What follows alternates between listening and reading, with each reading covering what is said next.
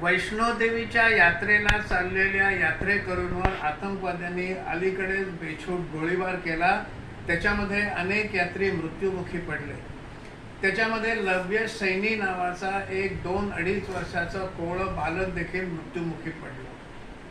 काही वर्षापूर्वी Allen Kurdi नावाच्या त्याच वयाच्या एका मुलाचं चित्र जो समुद्रात बुडाला होता आणि त्याचा मृतदेह हा किनाऱ्यावर वाहून आला, त्याचा एक फोटो हा व्हायरल झाला होता। राफावर देखील अलीकडे एक हल्ला झाला।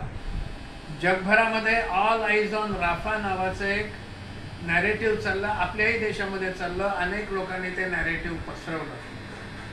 त्या ॲलन कुर्दीला देखील भरपूर सहानुभूती मिळाली, पण हीच सहानुभूती लव्य सैनीला का नाही मिळाली आणि ऑल आईज ऑन रियासी हे नॅरेटिव्ह का नाही चाललं, हे माझ्या देखील आकलनाच्या बाहेरचं आहे।